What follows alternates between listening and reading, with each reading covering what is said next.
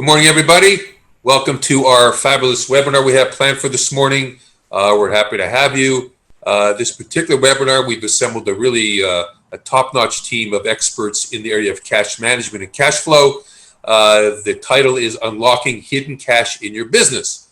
So I'm Bruce Singer, and I'm a CEO of CFO Services by Bizon Capital Corporation, and we'll be on a part-time basis and a fractional basis and a contract basis. So before we start the actual discussion, let me introduce our panel of experts and tell you a bit about themselves, and then we'll get right into it. Thank you. Katie. Hi, I'm Katie Mills with Embus Consulting. I am a seasoned financial executive providing CFO services on an interim basis to both global multinationals and small to medium-sized businesses. I have international experience. And typically I'll go into companies and provide financial leadership and operational finance support to companies looking to restructure or reposition to restore their businesses to profitability and solid cash flows. And I also work with companies to establish strong risk management and corporate government strategies and policies and procedures.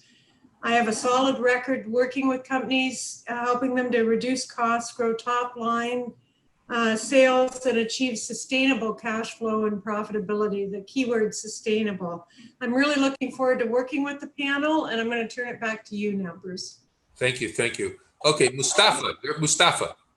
Sure. Hello, everyone. My name is Mustafa, and I help companies in optimizing their working capital, streamlining their treasury operations, and help them establish the strong finance function. And similar to Katie, my background is in finance and treasury, and this is the forte. Back to you, Bruce. Thank you. Scott?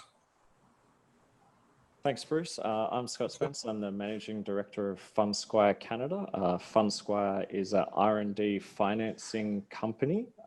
We're in Australia. I'm Australian, as you can tell. Australia, UK, and here in Canada. I'm based in Toronto. We spend most of our time thinking about cash flow and how to maximize our clients' cash flow in the startup and early stage business sector. So yeah, most of what I'm doing is looking at their R&D, how they can make the most of that through financing, and also connecting them with others in our network. So yeah, let's looking forward to today, and back to you, Bruce. Thanks, Scott. Doug Samuel. Thanks, Bruce. I'm Doug Samuel from Shred Clinic. For those who don't know what Shred is, it's an innovation tax credit to encourage companies to extend the capability of technology. Unlike the others on this panel, I have a technical background, and Shred is technical first and then financial. And I come to the financial side through that route. And I welcome any questions about Shred. I noticed quite a few people don't have exposure to it. So at the end of this, when there's a Q&A section, then please ask. I'm also a Shred audit expert if anyone has questions about that. Thanks, Bruce. Wonderful. Melanie? Melanie Russell? Hi, I'm Melanie Russell. I am a business evaluator, and I run a firm called Kalex Valuations. Thank you, Melanie. Okay, so we're going to get right into it. This is going to be really, really good. Okay, I'm excited. Okay, so I'm going to start by asking the question. I'm going to fire a question here. What are the initial challenges and barriers and potential opportunities with respect to cash flow as companies are basically ramping up for a return to operations? Mustafa? So, Bruce, sure, I can definitely take that. Thank you very much. This is the most important question, Bruce, as a matter of fact. But before we get into the challenges and opportunities in that, one thing that it's more, I would say, let's call it accounting 101 or finance 101, is the cash forecasting. There are two different types of cash forecasts. As I call it, the controller's view of the cash forecast and the treasurer's view of the cash forecast. The controller's view, we all know, coming from finance background, is the statement of cash flow that is presented with the financial statements. But the treasurer's cash forecast is something that deals with the inflows and outflows on a daily basis. In a short term, as you've rightly said, as we reopen the businesses or ramp up our businesses during this unprecedented times, what is most important is, as we all call it, cash is king. The cash forecast, proper cash forecast is the most important thing. So the treasurer's view of the cash forecast is something that the companies must have a good view on and a good handle on. Alongside, of course, the cash conversion cycle as well, that we'll get into later on. And these two things will play a critical role in managing a good day-to-day business operation. Thank you. So speaking of the cash conversion cycle that we talked about, maybe I can further elaborate on that cash conversion cycle. Maybe a little accounting 101 for those of you who are non-finance participants in the webinar today. The cash conversion cycle is basically what a company spends on. What are some of the things that we spend on, like the inventories, the accounts payable and all that. And that gets moved on into when we collect those funds from the customers. In other words, I could say it traces the life cycle of cash used for business activity. It follows the cash as it first gets converted into the inventory and accounts payable and then into expenses and all that. And then through sales and accounts receivables, finally comes back to us. So lower the cash conversion cycle, better it is for a company. And maybe as we were talking in the introduction, I can pose a question to Katie. She has good experience in cash forecasting and all that. Katie, what are some of the challenges and opportunities you see in managing the cash conversion cycle, in lowering the cash conversion cycle? As I've mentioned, lower it is better. Thanks, Mustafa. I think one of the things that we need to identify or highlight in today's world is that as companies are looking at their cash conversion cycle, their cash outflows and their cash inflows, and try and optimize the availability of cash in their business, there are government requirements and restrictions in some cases for additional costs to be incurred as businesses are reopening or ramping up their operations if they've been able to keep going through this period. PPEs, social distancing, ensuring that you're maintaining that within your business operation, not only for your employees, but also for customers and vendors, anybody coming into your operation. Additional costs incurred for sanitization and cleaning.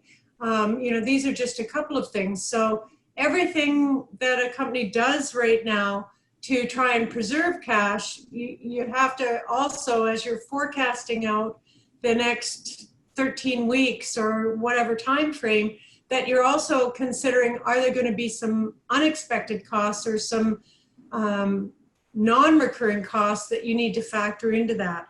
So just, very quickly, the first thing to look at is your operating costs, and if there are some opportunities to pick some low-hanging cherries and reduce some of those operating costs, hiring freezes, seeing about deferring costs, looking at your insurance coverage to see if anything can be covered under your business interruption, and or with your key partners, whether they're customers or vendors, and whether you can take opportunities from that. The other thing you need to consider is looking at your strength of your tier 1 and tier 2 suppliers and customers, because they will have been impacted just like you are in your business. They will have been impacted. So it's very important to have open communication and dialogue so that you know if your key suppliers are in good health and going to be able to support you as you're opening back up.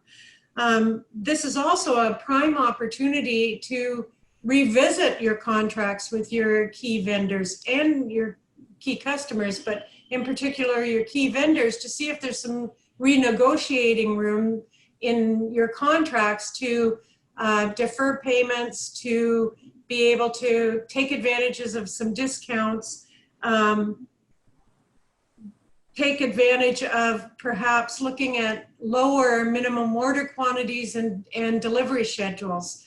You're not necessarily going to need the same level of raw materials and goods coming into your business initially as you're just starting to ramp up. So there may be some opportunities there as well. The other thing to look at is, have you got a backup plan? Are there alternative suppliers? And again, in today's world, you do have some opportunities to be able to look at renegotiating or negotiating new terms that are going to be more favorable to freeing up cash in your business. The other thing, and Mustafa will be talking to this a little bit later on in the second portion of the webinar, your letters of credit with suppliers. If you're serving offshore with customers, if you're serving offshore customers, you may very well need to revisit letters of credit and make sure they're still valid. So I'm going to turn it back over now to Mustafa to talk a little bit about supply chain financing. I think he's just going to mention a few things, which again will be coming up in the financing section. Certainly, Katie. Thank you very much. Before I talk about supply chain financing, I think one thing that comes to my mind, and this is on the fly, is you talked about the international suppliers. So FX would be something that would be of great importance. So. Yes, exactly, would be of great importance. In fact, in tomorrow's webinar, tomorrow's part of the webinar, we will be talking about the FX and the hedging strategies and things like that. So definitely make sure that tomorrow's webinar, you're not missing on that too. Mm-hmm. So that was a good mention. And the supply chain financing is definitely a product that through which, as Katie, you mentioned about the relationships with suppliers and all, we'll get into more details as one of the financing options available. But I wanted to take this opportunity to talk a little bit about Shred. As Doug mentioned, I'm intrigued about that. So maybe, Doug, I can hand it over to you. We can go a little back and forth on this as well, if you like. Sure. Yeah, actually, I had a question for you though first, Mustafa, because as you know, Shred isn't always certain whether you're going to get it or. How would you actually forecast your on hopefully getting Shred? So great question, Doug. Shred is probably, I would say, the most difficult thing to forecast. And us accountants being the more conservative bunch, as we call ourselves as, I would rather stay away from forecasting it. I would probably, and especially when this is my first year, I have no idea or experience on what would be admissible and what would not be admissible. So I would say maybe high-level salaries, maybe high-level some material expenses and all that.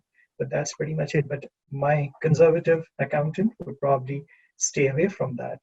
But maybe I can ask you, educate us about what are some of the risk and opportunities you see in forecasting strategy. Yeah, I mean that's a great point, because I think it is possible to get some idea of what your Shred might be. So I think that the opportunities, particularly coming up in the current situation, is I think a lot of companies are going to see that as the world changes with COVID, they're going to have to innovate, not only in terms of how they operate their business, but even the technology that might support their business. So any business who's really looking at I'll just preface this by saying Shred isn't what you do with technology, it's what you do to the technology. So any business that maybe brings in some technology from someone else and finds that it doesn't really work, particularly in the current COVID situation, doesn't meet their needs, may have to experiment to try and get that technology to do what they need it to do. And that experimentation is precisely what Shred is. There's no obvious answer. Can we make it work? Maybe we can't make it work. Even if you fail to get the results you want, you can still claim that. Another opportunity that I'd look at is what I'd call internal Shred versus external Shred. So to me, external Shred is your product. So if you're creating a product or service that is in itself technology, that's where most people look for Shred. But I'd urge businesses to also look at the internal processes and the technology required to deliver their product or service or make their product. There can also be shred there. On the risk side, sometimes the companies think they have shred and it's less eligible than they think, simply because it's an innovation in the marketplace, but the technology itself may not actually require a lot of experimentation. So they may find they don't have the shred that they think. And the other big risk is if the claim is weak. So yeah, it might be shred, but the auditor may not like it. So if you're counting on that money and you don't do the audit, that can be a risk as well. The best way to shore up those risks are really to have a good solid claim so that the auditors like what they see and don't actually come in and ask questions. So Scott, actually I have a question for you, because in terms of when we look at the risks around shred and the fact that we're making expenditures now, but we can't claim until next year, is there a way of getting the money I'm spending now on shred and being able to spend it sooner than later? There definitely is. Yeah, that's basically what our business and others like ours do. I'll just go back to, I think, Mustafa's point. When we were talking before the webinar, how Mustafa mentioned that, yeah, he finds some difficulty in forecasting shred. I mean, that's what we do. So that did surprise me a little bit. That's my life, basically, is forecasting shred. So to address that, I think, we'll look at a customer's history with the program. It is difficult for a first-time claim to forecast how much you're going to receive. It's very much retrospective. So working with a consultant who's experienced, or companies that experience, super important in setting yourself up correctly to receive the money that you're entitled to with the refund. As far as going forwards, I mean, a lot of it is salary based, materials based, or third-party contractor based. You can forecast out what your salary spend is going to be in your cash flow forecast or your budget, and you can, I see companies put their shred receivables on their balance sheets as assets, which they can lend against in the future with the right lender. How a company does it and why they do it is, it's a business decision, up to them. If they can see the return on investment of moving that future receivable forwards 6-9 months, yeah, I mean, there's definitely a use case for that, especially with high growth businesses or businesses looking to improve processes or improve technology.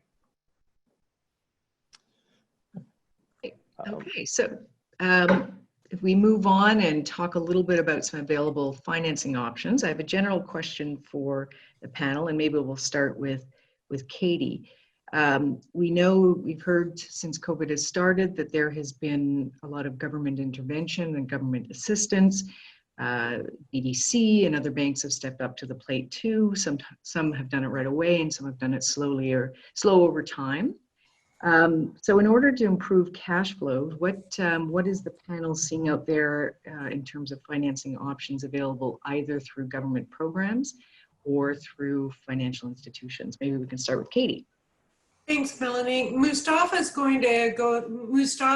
and Scott are going to go through in a little finer detail some of the opportunities that are out there. I think the first thing companies need to be looking at is their existing lines of credit and debt service that they have, that they're carrying. It's really important for companies to have open and transparent communications with their financial institutions right now, and particularly making sure that their existing lines of credit are still in place. They're still available to them, because everybody's business has changed dramatically over the last 4 months.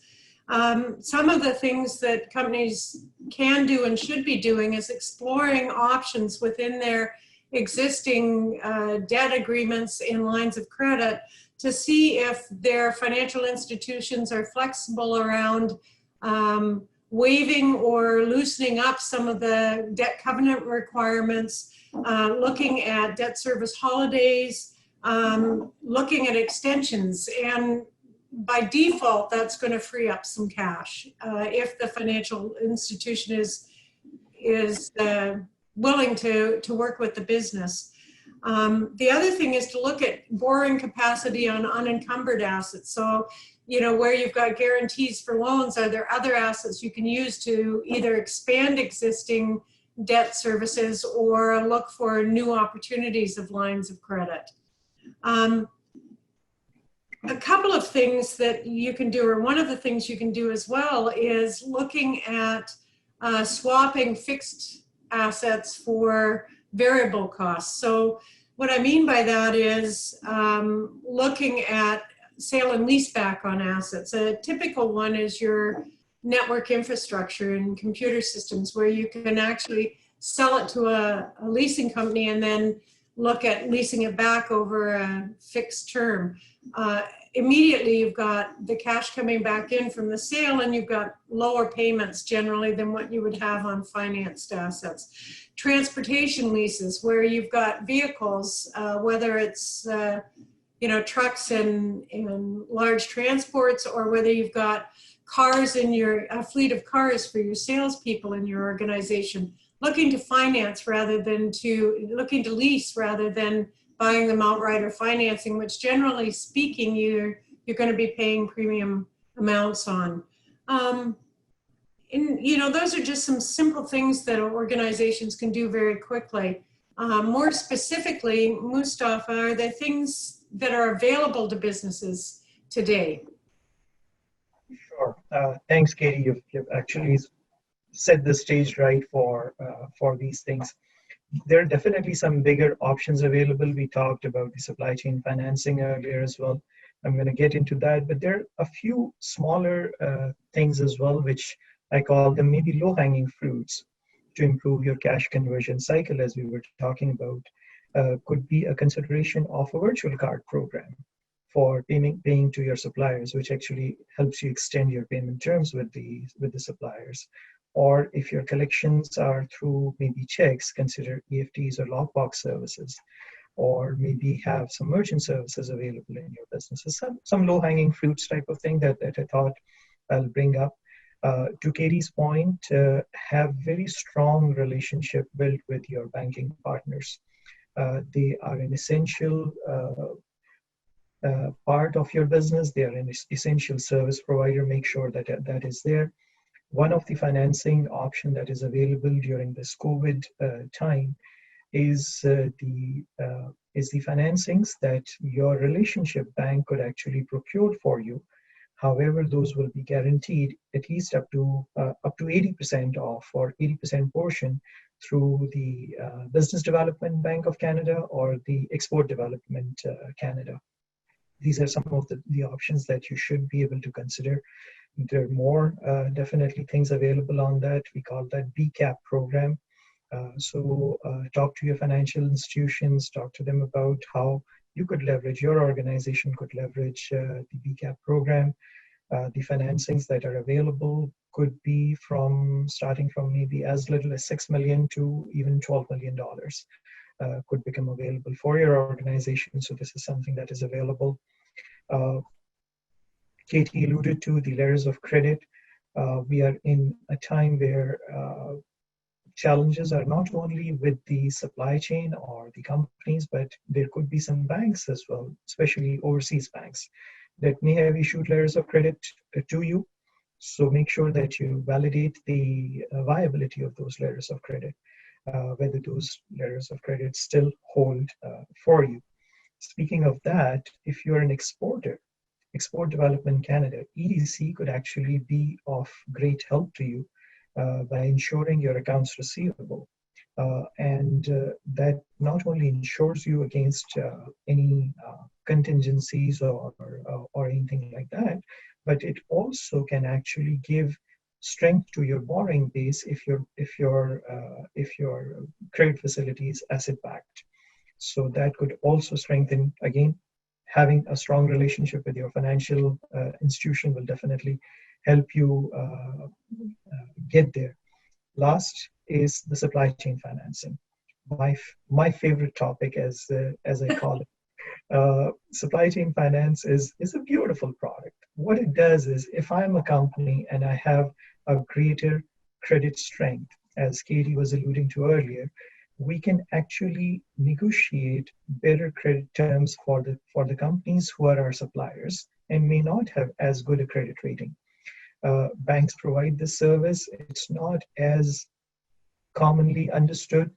Supply chain finances generally get classified into one of the maybe fintech operations or fintech type of a thing and all that, but it's none of those. Supply chain finance beautifully helps your suppliers with getting the payments for the products that they are delivering to you faster, while you not having to pay that fast to them. So it's a win-win. Supply chain financing creates a win-win situation for all companies. So this is something that I would strongly urge you to look into for the viability of your operations. So that was from my side. Yes, Katie. Another thing on the supply chain side that the Chinese tend to do this very efficiently is collaborating with key trading partners to come together and use collective buying power in the supply chain, and that way you're spreading the risk. You're not bearing the risk of the supply chain alone. So that's another opportunity that's there. Absolutely. Thank you, Katie. So back to Melanie, I guess. Great. So I think we have a few questions. I think we're to the point now of checking some questions from the audience. I also have some questions, if that's okay.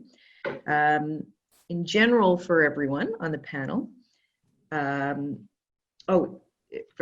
you have any predictions on changes to the government programs or financial institution programs, maybe after the summer or coming up, if they will look different than they look now? We can definitely park this question, Melanie, for a little bit. There was one question that I was thinking of. I'll answer this, changes to the government funding timing. Since we are talking about financing and all that, maybe Scott can enlighten us on some other alternate, because he's an alternate lender, not a regular financial institution. So maybe I can ask Scott about what's your point of view on some of the alternate financings that could be available to us? Yeah, I mean, so a lot of the companies in our portfolio and the companies in our network are not eligible for maybe BDC or EDC financing. They're still too early stage for that sort of financing, or they can't access traditional products.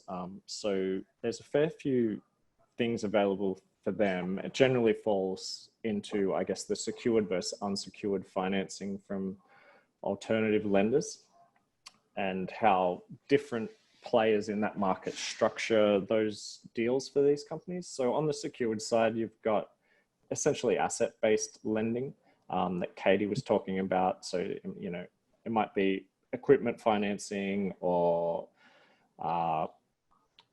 even building for like maybe not second mortgages, but just any assets in the building that you can leverage, machinery perhaps. As far as what the fintechs are doing and the alternate lenders in that space, you've got different players in the market with revenue-based financing. So they'll essentially lend against your future revenue in a way, and then take a piece of the revenue as it comes back in. You've got SaaS financing, so it's for the software as a service businesses. One that I only recently learned about, maybe 6 months or so ago, was IP financing. So it's another option for businesses. I guess the idea is, if you can't access traditional financing, think about what's in your business and what you can leverage. And if you're willing to leverage that. With any financing, there's risk. If you don't have, for businesses that we deal with, if you don't have a solid path to revenue and a solid path to perhaps profitability and a way to pay these financing products off, they do come with risk. Oftentimes they might come with a personal guarantee as well. So as a founder or, CEO, maybe you're having to guarantee that personally. So, there's risks involved with a lot of these products. I'm not sure how they're performing now with drops in revenue as out there as well. So yeah, it depends on what your business is doing and what you can access, especially in our world. That's why we lend against a shred asset. It's easily repaid, and for businesses that might be pre-revenue, there's a nice way to end that facility and move on to bigger and better things. So can I ask you a quick question? How fast can we get the money? So you have a shred. How fast is the turnaround to get the cash? For me, we can do it in 48 hours. So that's pretty good. That's really good. Yeah, we're pretty quick. Especially at this time. Okay, thank you. Yeah, to answer Melanie's question about where we see government funding, we've got, I guess, some insight into how the UK and Australian governments are doing, how they're supporting businesses as well. Canada, the UK, and Australia have been reasonably similar in how they've responded. Overall, they've been very accommodative. This is the first time I've seen such a massive and quick response from the government. So going off that itself, I'd say they'll continue to be accommodative, at least in the short term. I'm not sure how that'll play out long term, whether there's austerity coming in years down the track or not.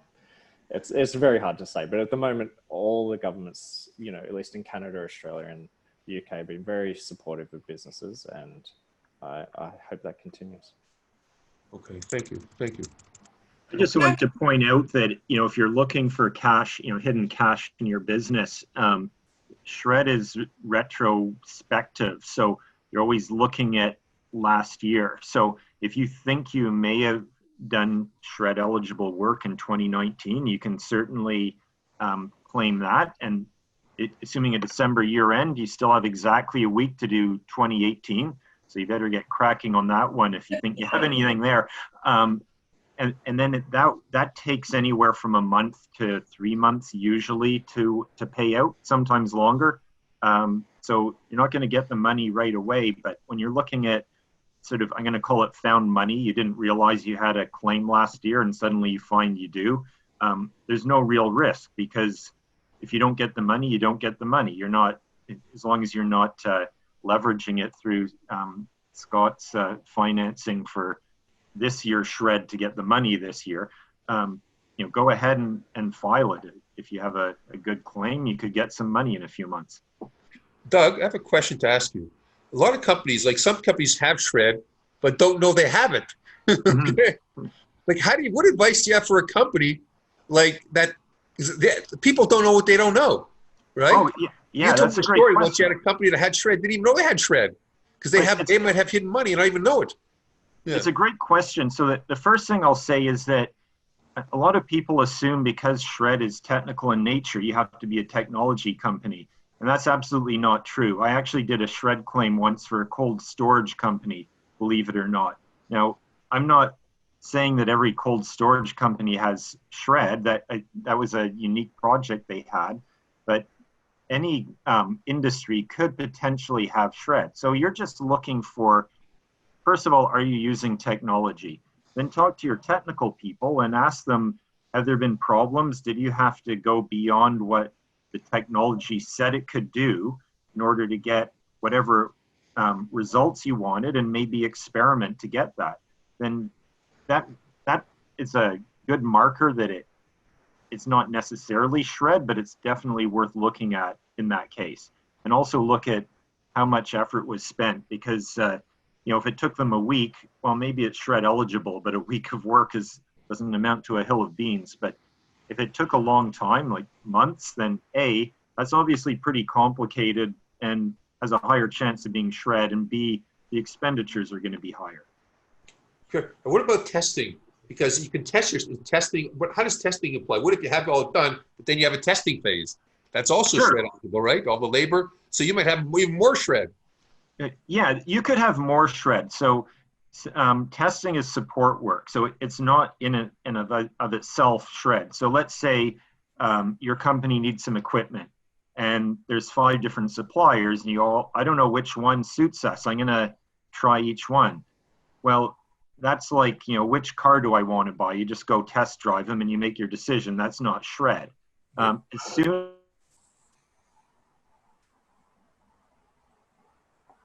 We got kicked Doug, I sorry. think you went on mute. I went to you there. Sorry, I'll just back up. I'm not sure when I went on mute. So if you're testing someone else's equipment, that's not Shred. But as soon as you look at that equipment and say it doesn't meet our needs, and you start to attempt to advance its capability through experimentation, now any testing you do is support work, and therefore you can claim it. Got it. I have a two-part question for Doug. Yesterday, when we were preparing for the webinar, the question came up in today's environment where companies are really looking to preserve as much cash as possible. Is there a decision point where you say, I'm going to continue to invest in R&D that could potentially lead to a Shred application or Shred money's coming in, and when do I say, no, I need that in the business? So can you give some insight into that kind of decision point? Yeah, it's a good question. I don't tend to look at it from that point, because I think that's really a business decision in terms of, will this technology help us? But I think there are some things in terms of getting revenue in, because that's what we're talking about. But I think there are some things well worth considering in the current environment. So if you think you can risk a certain amount of money to advance your technology, I think right now you'll probably have a bigger pool of talent out there to draw from, because the technology sector has been pretty solid, but definitely some good people have lost their jobs, and they're available now. So you might be able to get some good people in. And if you invest now, you'll hopefully reap the rewards in the future. And Shred is a way of making it cheaper. And a third thing that I'll add is that if you have consultants and there's any way that you can see that makes sense from a business point of view to bring them on as staff, that'll double your Shred claim. It's like, let's say your Shred claim is 100% labor and it's all contract, and you brought them all in as staff, you instantly double your Shred claim. Now, I don't think the tail should wag the dog, so don't make that decision just for Shred. But if it makes business sense, you should know that it'll improve your Shred claim. Melanie? Great. Thanks, Doug. So I have a few questions, and I think we have some from the audience as well. So, and one of my questions feeds into someone's question from the audience as well. So this is probably something that both Katie and Mustafa can address in general. So what has your experience been in terms of changing requirements of financial institutions for lending, and whether that's you've seen had a different experience by industry? And also Purva's question was, Katie mentioned something about covenants and how to deal with that with the bank. So maybe Katie, do you want to start, and then we'll go to Mustafa? Sure. A couple of things. I've seen in the last couple of weeks, month or so, where banks have arbitrarily come out with some fairly restrictive requirements, just general blanket requirements. And this is where your communication and transparency and your working relationship with your financial institution is so critical. You know, typically, I tend to say, oh my gosh, look what they're doing to me. But really, it's an open dialogue. And, you know, the best thing you can do is really have that hard conversation with your financial institution. They don't want to typically see their customers, you're a customer, they don't want to see them go down. They want to try and support you and work through it. So yes, I have seen some tightening of requirements. The biggest thing is having very clear direction on your cash forecast and your business forecast, at least on a 13-week or a shorter time frame, rolling forecasts. It gives a lot of confidence to your financial institution. And then also, if you're asking for your debt covenants to be relaxed or waived, if you're asking for a debt service holiday, have a firm plan going into that discussion as to how and when you think you're going to be able to resume normal financing operations with your financial institution. Mustafa, anything to add on that? I would certainly echo Katie, what you just mentioned. So key things: number one is strong financial institution relationship. Number two is your projections, your forecasts, how confident the financial institution is on your projections that you've prepared. And as I always say, you've rightly said, Katie, that we are their customers. We are a bank's customers. So definitely it is in their interest to serve us. And it is part of their business to serve us. So what they look for, what the bankers are looking for, is the credibility of the management itself. What kind of experience they have, what kind of background they come from, and all that. And do they have a history of actually taking companies through some of these, well, this is unprecedented time, but still some of the challenging times that we might have experienced in the past. So these are definitely the things that banks look for. One good thing that the governments have done is they have started to provide these guarantees, so to speak, which gives banks a little bit of assurance as well that yes, 80% of the debt, let's say if I'm extending to company XYZ, is backed up, is guaranteed by the BDC or EDC. So it helps. I'd like to just add too, and this goes back to Mustafa's discussion about the controller's forecast versus the treasurer's forecast. At this point in time, it's really, really critical that everybody in a company adopts a cash mindset. Cash is king. And, you know, I like to say, think like a CFO. This is the prime opportunity. So, you know, one of the things, depending on the size of the company, is you need to have that cash war room that is a cross-functional team across the organization. The inputs for your cash forecast are going to be much clearer if you've got every key person at the table talking about cash, talking about how to protect the business, and building those plans that you can use to communicate with your key suppliers in your financial institutions. Scott, you were saying something as well? I think just around your point about the cash flow forecast and what the bank and financiers look for there. Given the impact that, you know, the COVID situation is having on revenue, I think it's very important to reflect that in the cash flow forecast. We're still seeing some, when I see an application from a company that's, you know, we've seen them take action, we've seen them revise revenue or funding projections in light of the situation, it really adds some weight to that issue of management and how they're running their company. So I think that's an important point, is to show that you've thought about the situation, demonstrate how that's going to impact your business and how you're going to plan forwards. Great, thank you.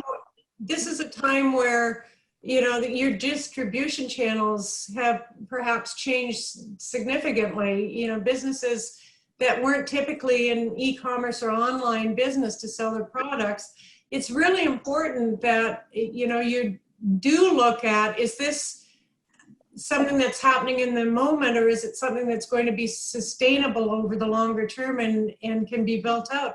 And also looking for other revenue streams, looking at your products and saying, can we be tweaking them or distributing them in different ways?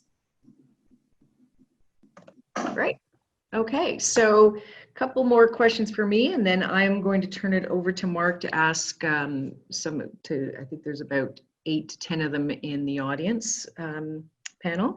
So first of all, Doug, question for Doug. Have you seen any, or actually a general comment about your experience with CRA during COVID on the shred side? Have, you know, they were sort of out of commission for a while. I'm not sure if they're back. I don't know if they tightened up at all or loosened up. So just general comment on what your experience has been from the CRA audit side. Yeah, sure. From what I've seen and my colleagues have seen, they're not really going hard on audit. So I think if there's something they really hate, they will probably put it on hold.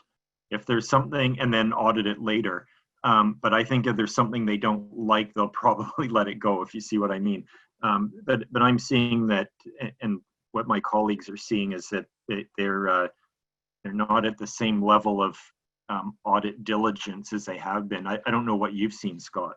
Yeah, that's what I've seen as well. I mean, the priority, and I think this comes from the highest level of governments, is to get the money into businesses as quick as they can, and support businesses that claim SR&ED and might otherwise not have access to the other financing options that the government's made available. So they're definitely pushing that money through, but CRA have stated that they do reserve the right to retrospectively audit. So when it comes to SR&ED, I mean, this year might be an easier one, but going forwards, if you've made a claim that you can't substantiate, you're going to be in a lot of trouble. If you get retrospectively audited and you end up owing the CRA a couple of $100,000, I mean, that's not good for any business.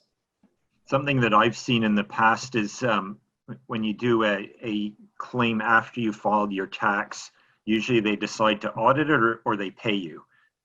When you do it jointly, as in when you file your tax return with the SR&ED included, they'll often just pay out and then they'll decide to do an audit.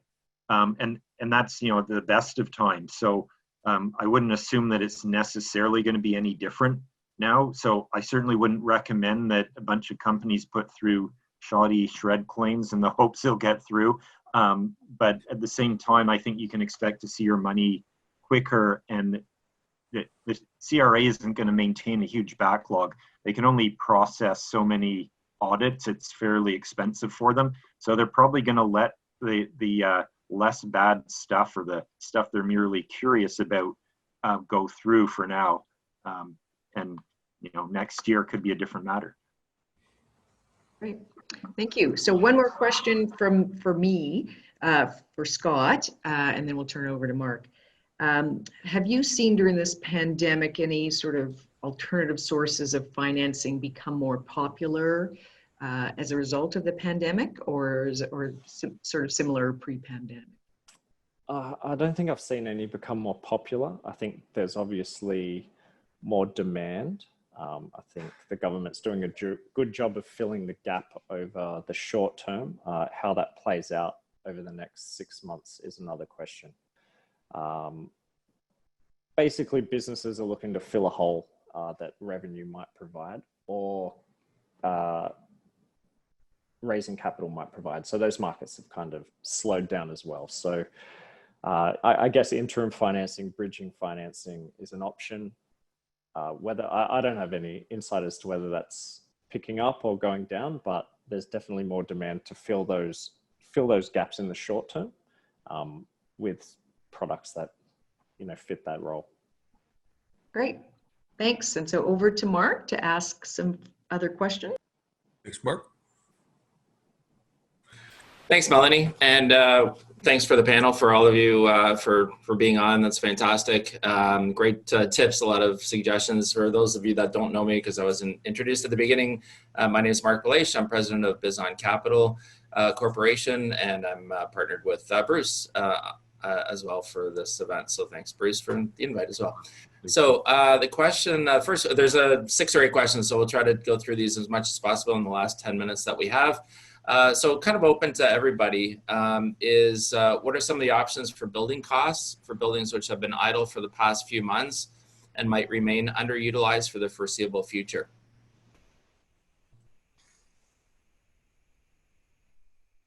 It's open to anybody.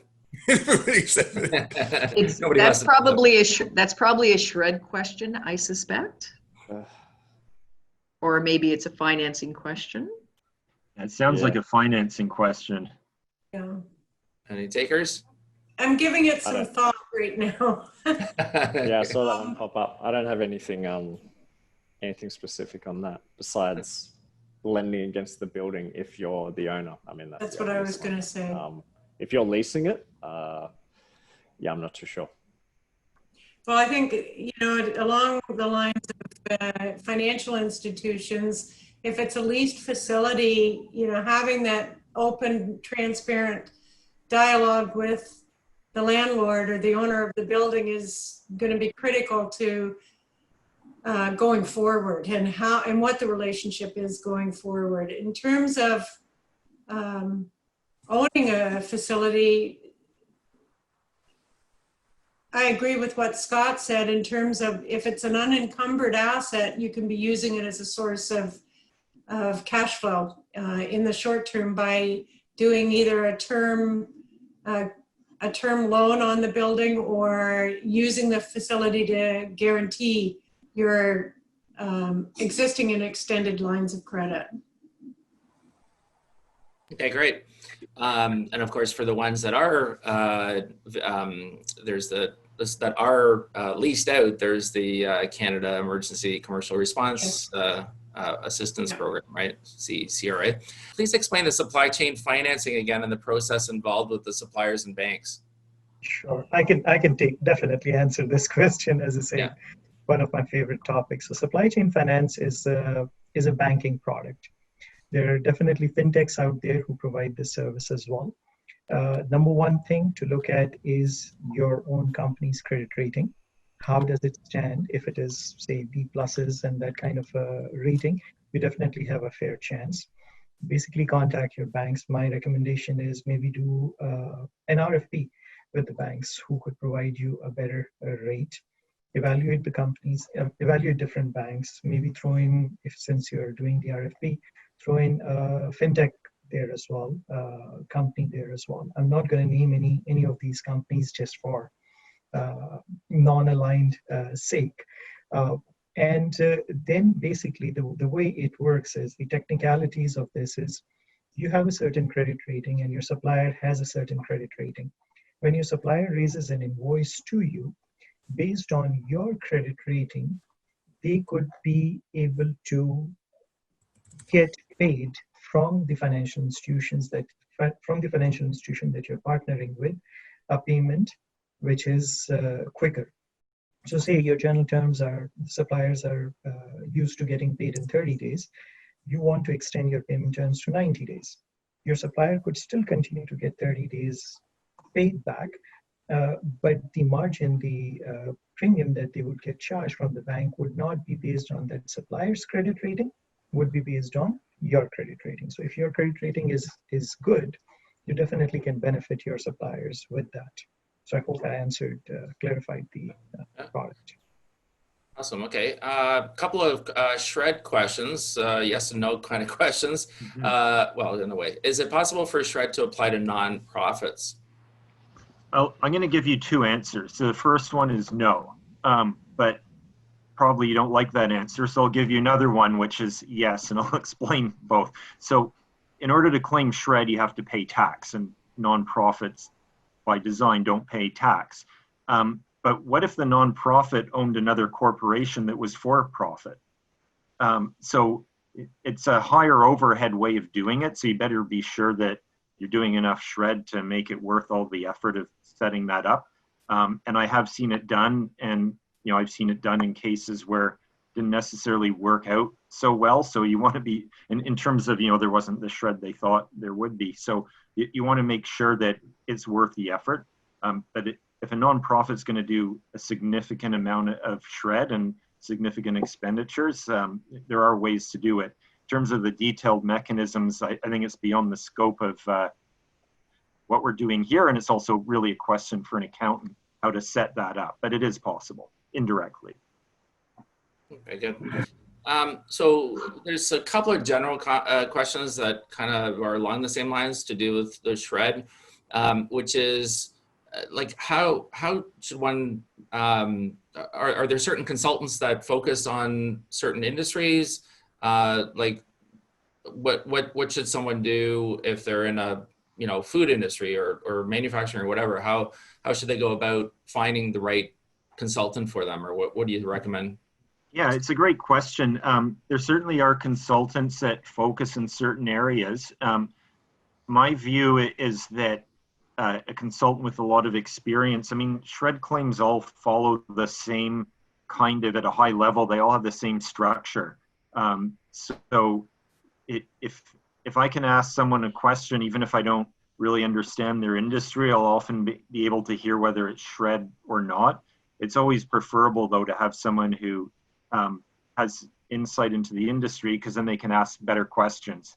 So I think it is worth finding a consultant who can understand what you're talking about and go beyond what you're saying, because I often find that I'll ask questions like, what did you do? And they start telling me, and they're telling me what I need to know about shred. So I need to ask the right questions and understand a little bit about what they're doing, have some insight into that to really get the right information from them. So it's a matter of choosing a consultant that can understand what you're doing. And I definitely will give you better results. Okay, great. Recently, in one of the companies I was consulting with, I recently guided them as an internal person, guided them through the process. And this is where referrals, when you're interviewing shred consultants, referrals is really key to check other companies' relationships with them and interview different consultants in different companies, just like you would any other consultant or supplier. Absolutely. It is to an extent a relationship business as well. So you could find someone who's really technically great and maybe works really well with other people, and you just don't get along with them so well. So that's another consideration. Yeah, for sure. I mean, we've got a network of consultants we've worked with across the country, ranging from single people right up to the big four, and a lot of it's relationship based at the end of the day, and it's how you get along with your consultant and their buy-in to your business as well. Okay, last question. We're getting close to 12 o'clock here, Toronto time, Eastern time. So maybe we can go around real quick to each person to answer this question. Which financial institutions are more receptive now to new financing applications, be it loans or lines? If you have any suggestions, comments. Katie, why don't we start with you? I think, again, if you have a good relationship with your financial institution, then, talk to them. But, I think all of the larger financial institutions are willing and wanting to help companies out there. So, because you have a working relationship with one of the big BMO or Scotia or RBC or these banks doesn't mean that you can't talk to maybe a mid-cap financial institution or other players. I haven't seen in the last 4 months any, banks showing any preference or financial institutions showing any preference, but it is definitely an opportunity to look at alternative organizations. We don't think of a Manulife as a financial as a bank, but it is. And there are opportunities to talk to the smaller players as well. Okay, sounds good. We're out of time here, so I'll throw it back to Bruce. And thanks very much for all of you for being on. Yeah, thank you. Oh, thank you very much. This is great. Thank you for the discussion. I'm sure we helped a lot of people. And I just want to cut off very shortly. Tomorrow is part 2 of this event. We broke it down into 2. We have some great panelists. We'll talk about things like coming attractions. We'll talk about zero-based budgeting. We'll talk about how to cut costs without cutting muscle, because that's an issue. And so I just want to thank everybody. Just to bring everybody up to speed, what's happening this week at our end is we had this event today. The part 2 is tomorrow at 10 o'clock. And on Thursday at 2 o'clock, myself and Mark Balaish are presenting the first annual Canadian Virtual CFO Conference, okay, which is really cool. So far, we got about 15 speakers. We go big, okay? We have 15 speakers for that event, and you can just go to my LinkedIn or Mark's LinkedIn, and you'll see it all there, and you can sign up for that event too. So, but tomorrow again, please come back tomorrow. It'll be really, really good. We got some great speakers. And I thank everybody here today, the panelists for their contributions.